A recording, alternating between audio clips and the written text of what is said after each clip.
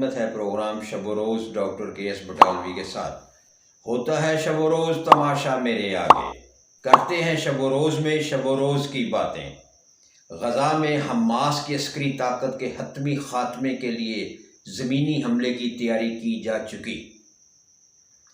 گزشتہ کئی دنوں سے اسرائیل یہ عندیہ دے رہا ہے 3 لاکھ ریزرو فورس، ٹینک، توپ خانہ اور ہزاروں مسلح فوجی غزہ کی پٹی کے دوسری جانب اکٹھے کر لیے گئے۔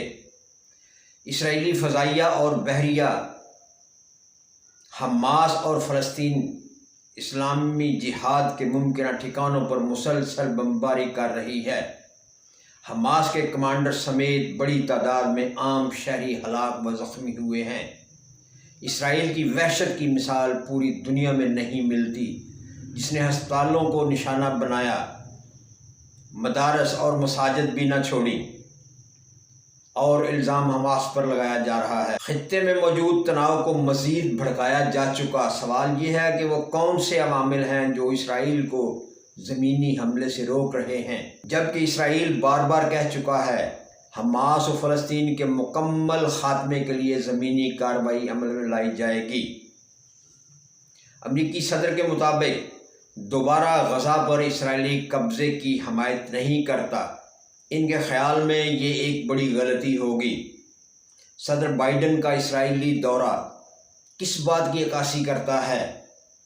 جی ہاں، سوال یہ ہے کہ بائیڈن کا اسرائیلی دورہ کس بات کی عکاسی کرتا ہے؟ ایک طرف تو وہ اس کو روک رہا ہے کہ غزہ پہ قبضہ نہیں کرنا، دوسری طرف اس کی امداد بھی کر رہا ہے اور اس کو شے بھی دے رہا ہے کہ میں تیری پشت پہ کھڑا ہوں، جو تم نے کرنا ہے کرتے جاؤ۔ یہ اس کی دوگلی پالیسی ہے، منافقانہ پالیسی ہے۔ یہ امریکہ اس بگڑتی صورتحال سے پریشان ہے۔ امریکہ کے 2 تحفظات ہیں: انسانی جانوں کا قتل اور مشرق وسطیٰ میں تنازع کے پھیلاؤ کا امکان۔ ذرائع کے مطابق امریکی صدر اسرائیل کے اصل منصوبے کو جاننا چاہتا ہے کہ غزہ میں داخل ہونے کے بعد وہ واپس بھی آنا چاہتا ہے یا نہیں، یعنی کہ غزہ میں داخل ہونے کے بعد کیا اسرائیل کا ارادہ غزہ کو نہ چھوڑنے کا ہے، اس پٹی پہ قبضہ کرنے کے بعد وہ واپسی کا کوئی ارادہ رکھتا ہے کہ نہیں۔ یہ ہے بائیڈن کا خیال کہ وہ اس کو کنفرم کرے پہلے۔ ایران نے سخت تنبیہ کرتے ہوئے کہا ہے غزہ میں اسرائیلی حملے کا جواب دیا جائے گا۔ ایران مشرق وسطیٰ میں متعدد عسکری تنظیموں کو پیسے، اسلحہ اور عسکری تربیت فراہم کرتا ہے۔ یہ بھی اسرائیل کا الزام ہے کہ ایران غزہ میں مختلف عسکری تنظیموں کو اسلحہ، پیسے اور عسکری تربیت میں ان کی معاونت کرتا ہے۔ حزب اللہ لبنان کی طاقتور تنظیم اسی کے تعاون سے کام کر رہی ہے۔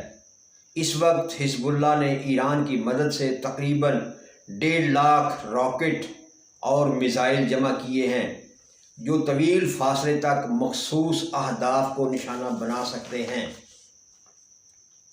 ایران کی دھمکی کا مطلب ہی یہ ہے کہ اسرائیل حملے کی صورت میں حزب اللہ شمال میں ایک نیا محاذ کھولے۔ اس نئے محاذ کا مطلب ہے کہ اسرائیل کو 2 طرفہ جنگ میں الجھایا جائے۔ ایسے وقت میں جب امریکی بحری جنگی بیڑا بحیرہ روم کے ساحل پر کھڑا ہے، جو کسی بھی وقت اسرائیل کی مدد کے لیے ایکٹیو ہو سکتا ہے، اسرائیل کو اسی بات کی تسلی ہے کہ حزب اللہ ایسی کوئی حرکت نہیں کرے گا جس سے امریکی بیڑے کو مداخلت کرنا پڑے۔